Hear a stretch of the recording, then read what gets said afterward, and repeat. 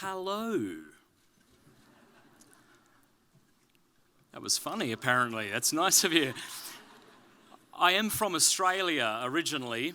I've been here so long, I was just saying that I've had to change the way I speak so that people understand me. Because you can only put up with people saying, "I'm sorry, what?" when you say, "G'day, mate." So now I perhaps sound a little more British. My name is Matt Fradd. I met a woman better looking than my country. She was American, so I moved here. And for the last several years, I have been traveling around the country and internationally, speaking and writing exclusively on pornography. That's my job. My mum's really proud of me. I know that she lies to people when they ask what her eldest is doing for a living. I know because my brother told me. Friends will come over and they'll have tea with her, and they'll talk about their son's a lawyer. What does your son do? This is what she says: "He helps people." Oh, how does he help them? It doesn't matter. Just leave it alone. I'm so honored to be here, and I'm so thankful. This is certainly not a religious conference. There are people here who are LDS and Catholic, and I'm sure atheist, agnostic, Jewish. But I know there are a lot of you in here who are LDS, and as a Catholic, I just want to say I'm tremendously impressed by your creativity and energy. Some of my pro-love, anti-porn heroes, they're all Mormon, so I don't know how you do it without coffee. I can't love my children without coffee. So. Thank you to Vorna and all those who have brought me here. In this talk, I would like to talk about the essential reason pornography is wrong. Now, no one talk can cover all of the different facets, all of the things that need to be said, and I'm not going to attempt that. Instead, I'd like to focus on this one issue. Is pornography intrinsically bad, or is it just bad because of the consequences that result from it? And I'm going to be arguing for the former. A lot of what I'm going to be talking about comes from this book, and I beg you to get it. Karol Wojtyła is his name. Then he became Saint John Paul II. But one doesn't need to be a Catholic to appreciate what this A-grade philosopher has to say about the dignity of the human person and what love is. So the book is called Love and Responsibility, and I'll be drawing from that. Hugh Hefner famously said of Alfred Kinsey, "If he is the prophet, I am his pamphleteer." Well, I think that Karol Wojtyła was the prophet, and I'm happy to be his pamphleteer. Well, before we begin and addressing why pornography is wrong, it'll be important to address why pornography isn't wrong. Pornography is not wrong, and I know you know this, but it's important that we begin with it anyway. Pornography is not wrong because sex is bad, or somehow not good. It's not bad because sexual desire isn't holy, and it's not bad because the body is shameful. Let's take them one at a time. Sex is good. If it wasn't good, you couldn't pervert it. If it wasn't beautiful, you couldn't make it ugly. You can't make mud ugly. Nor is the problem that pornography causes us to think about sex too much. Quite the contrary. I think a pornified culture has forgotten how to think about sex. We dream about sex, we drool over sex, we watch sex. But these are very different activities to thinking about sex. If we thought about sex, we might say, well, what is it? What's its nature? What's its purpose? Is it sacred? Whose idea was it?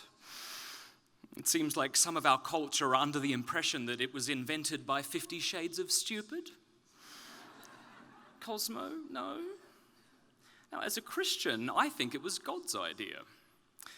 In fact, the very first commandment in the Bible from God to humanity is Genesis chapter 1, verse 28. Look at that, I'm a Catholic who knows the scripture verse. Genesis chapter 1, verse 28. God says, be fruitful and multiply. By that, he did not mean grow pineapples and invent calculators. If that's what your translation says, throw it out and get a new one. All right, so sex is good. Sexual desire is good. It is not synonymous with lust. Sexual desire propels, as it were, one to make a gift of himself or herself according to the demands of chastity. And lust does the opposite. Lust compels us to take. So sexual desire in the proper context and with the proper motivation would say, this is my body given up for you. Whereas lust would say exactly the opposite. This is your body taken by me. If you're sitting here today and you think, well, look, I've prayed quite a lot and I no longer experience sexual desire, that's not a sign that you're holy. It's a sign that you're dead. Sexual desire is good, sex is good, and the body is good. The naked body is good. If it weren't, you couldn't degrade it. When we say you degraded him, you're presupposing that him had a grade to begin with. You can't degrade washing machines and paper clips. Right? The human body is the outward expression of a profound mystery, that of the human person. What are some reasons people give for thinking that pornography is wrong? Well, we might say something like, well, it's addictive, it propagates racial stereotypes.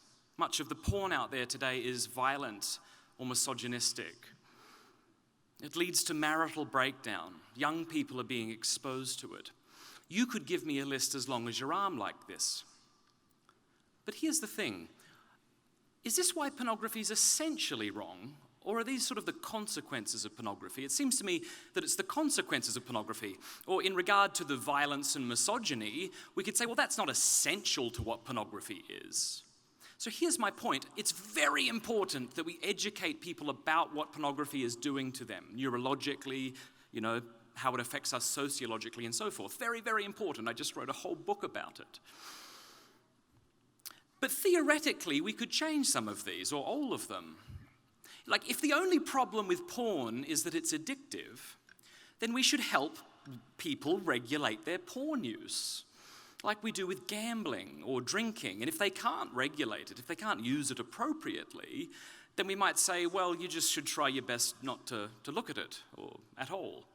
But I think we'd want to say more than that, wouldn't we? I mean, if the problem is that it's misogynistic, well, let's see to it that the industry begins to create non-misogynistic, if that's possible, porn. If the problem is that young people are exposed to it, well, let's see to it that they're not. But again, if we could fix all of these consequences of pornography, I think we'd still want to say there's something about pornography. It's not like gambling. It's not like drinking. It's something about it that's intrinsically disordered and wrong, and that's what I want to talk about. The problem when we focus solely on the consequences of pornography is we begin to think stuff like this. This is an article that came out yesterday. How much porn is too much? Now, I don't doubt that there are merits to this article, but I'd want to say any porn is too much. But if you've hung your entire hat on the fact that porn's wrong because it's addictive or causes sexual dysfunction or leads to marital breakdown, then maybe this is a legitimate question to ask. So, let's take a step back a bit before we decide whether or not pornography is intrinsically evil. And by evil, I just mean deficient in goodness, so bad. How do we know that any action is morally good or bad? Well, in order to do that, we take into account three different things. This is called the moral determinants of human acts, okay? I promise it's not as boring and philosophical. Well, it's very philosophical, but it's not as boring as it looks. I'll try to be funny. See, right then. And again. That guy's getting angry. Okay, let's continue. But that was good. Whenever a person does any one thing, three things are involved. There is the object, the intention, and the circumstances. The object is that thing which is chosen by the will. The intention refers to the intention of the acting subject. And the circumstances refer to the world into which that action is inserted. It has to do with the consequences of the act. All of these have to be good for the act to be good. Let me give you an example. Suppose I go outside later and I'm with one of you and we see a homeless man and I give him money. Well, that's a very good object. But suppose I do it just so you know what an amazing human being I am. Well, that's not a good thing. That's not a good intention. And even if the circumstances were good, that he then went to eat that day, the action would still be in some way bad. Or let's think of a different example where the circumstances might be bad. Suppose a man makes love to his wife. It's a good object, and he does so not out of lust but out of love. It's a good intention. But if he does so when it's medically dangerous, while he might not be culpable for that, perhaps he doesn't know of it, perhaps she doesn't know of it, I'm not sure we'd say that the act is good. So all three need to be good. But when I say something is essentially bad or intrinsically evil, what I mean is the object is wrong in and of itself and not because of external factors, right? We could think of a number of examples. Let's just give one, like killing the innocent would probably be one, right? There is no intention, however good, and no consequences that may result that could ever justify that sort of act. So is pornography wrong just because of the consequences, or is it wrong in and of itself? And that's what I think is the case, and here's why I think that. Karol Wojtyła, in his book, again, Love and Responsibility, would say that the human person is a good towards which the only proper and adequate attitude is love. Now, I think that most of us probably just accept that, even if we don't have any ontological justification for that belief. When we hold it, we don't think we're committing the error of speciesism, a sort of unjustified bias in favor of Homo sapiens. It just seems like that's true. But why is it true? Well, to put that same thing negatively, we could say the person is the kind of good which does not admit of use and cannot be treated as an object of use and as such the means to an end. So let's get a little philosophical and then I promise it'll get more interesting. The universe is made up of many objects. Some of these objects are inanimate, like socks and stars and computers. And some of these objects are animate, like plants and scorpions and dogs and human beings. But among the animate objects, only we are persons. In fact, that's why the word person was coined to begin with. You see, it is appropriate and sufficient to define an animal as a single specimen of a particular animal species, but it's not adequate to define you that way. I mean, you are a single specimen of the species Homo sapien, but there's a particular richness to you that the word person brings out. You possess self-determination based on reflection. You're rational. You act from choice and not just instinct. You have free will. You can determine your own ends. Because of what the human person is, an end in himself in this sense, we can never use another person merely as a means to an end. We can make use of people, right? Like I make use of my wife because I would like children and I kind of need her to make that happen. All right, Vorna invited me here because she wanted to use me to give this talk. But we can't merely use people as means to an end. Whenever we subordinate the goodness of the human person to what other end, whatever end we're trying to attain, that's not good. And this boring philosophical reflection is borne out in our everyday experience. All of us have been used in one way or another. Yeah? And you know what that feels like when someone just uses you and you say something like, I feel taken advantage of, or it's not right that she should have done that he should have done that. Because of what the person is, the person's rightful due is to be treated as an object of love, not as an object of use. Now, by love, this is a word that really has been demented in our society, right? Because I say I love Netflix and Jesus. I love Stranger Things and my kids. What do we mean by love? Well, Karol Wojtyła, Thomas Aquinas before him, Aristotle, would say something like, to love another human being is to will the good of the other. It's wanting what's best for the other because of who they are. It's not that I want what's best for you for my sake. I want what's best for you for your sake. So, if I want my wife as a good, which I do, without wanting her good, this is not love. But isn't it true that pornography is very much like this? We treat people as two-dimensional objects to be consumed without recognizing them as persons to be cherished. For all of its exposure, pornography obfuscates and suppresses the personhood of the performer. I'm not interested in what she thinks. I'm not interested in her dreams or her fears or her childhood. That would get in the way. I read something recently of a porn performer, and she talked about how she was a cutter, right, when she was younger. They would cover up these scars before filming her. And I thought, what a tragic thing. I'm not interested in your pain. You're an object for my consumption. And I don't think that's okay. And I think every instance of pornography, right, of consuming pornography, right, constitutes an attitude that is contrary to the one ought to hold towards the human person.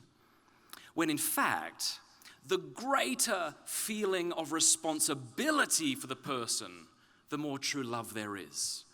Isn't that right? When you love somebody, to the degree in which you love them, don't you feel responsible for them? And yet, of course, with pornography, I'm not interested. I don't care, right? So if someone says, well, what's the problem with porn? Sex is natural. You're like, yes, sex is natural. Having an intimate encounter with your iPhone isn't. Right? If you want to have natural sex, that's the problem, right? The problem is you're not doing it, God invented it. Yes, he did, but you're not doing it the way he said you ought to, Give all of yourself. Don't just be selfish. All right, that was rather bland. So what I'd like to do right now is play a short video clip. And this is so beautiful. Many of you have probably seen it. Kelly Clarkson singing Piece by Piece. And in this song, she talks about what it was like when she was 6 years old and her father left her and her family at the airport, just abandoned her. She said she tried to make him want her. She flew all the way over, please want me, and he didn't. But then eventually, when she made something of herself, he came back. Don't you feel that grossness? He came back. Not because he loves her, right, but because he sees her as a means to an end. And watching this, I think you'll feel that pain that the human person feels when they're treated in that way. All right, so if we could dim the lights a little bit and we'll play this. This next performer knows nothing about eliminations at all. She survived every single cut season 1. She's proved to be an unstoppable force in the industry with a very emotional song called Piece by Piece. Please welcome Kelly Clarkson. And all I remember is your back, walking towards the airport, leaving us all in your past. I traveled 1,500 miles to see you.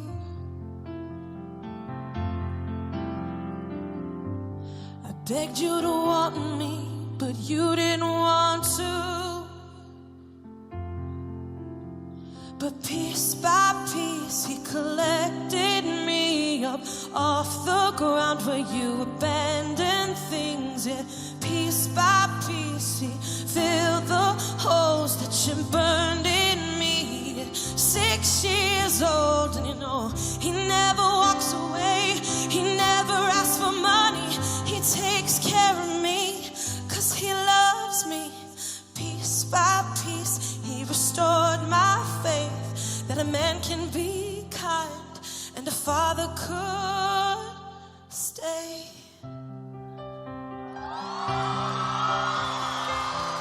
And all of your words, they fall flat. I made something of myself, and now you wanna come back.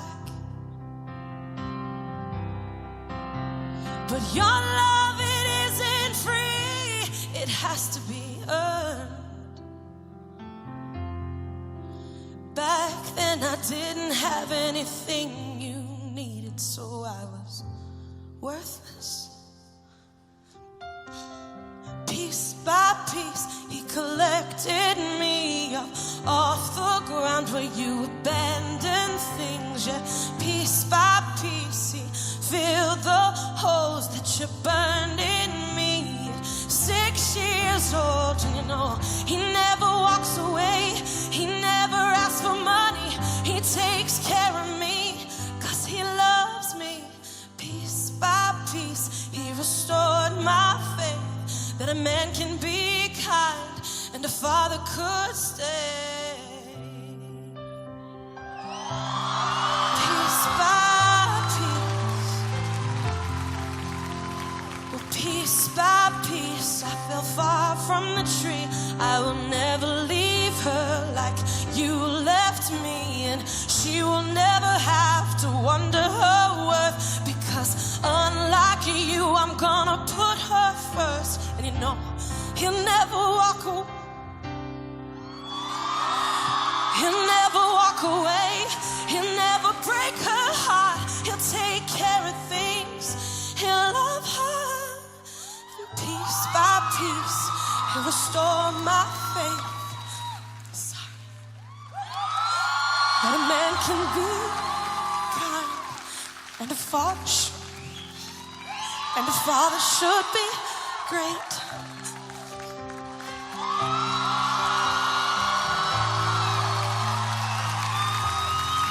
Piece by piece.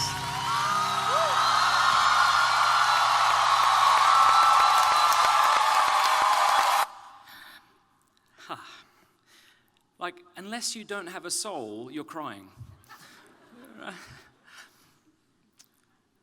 We were made by love, to love, and for love.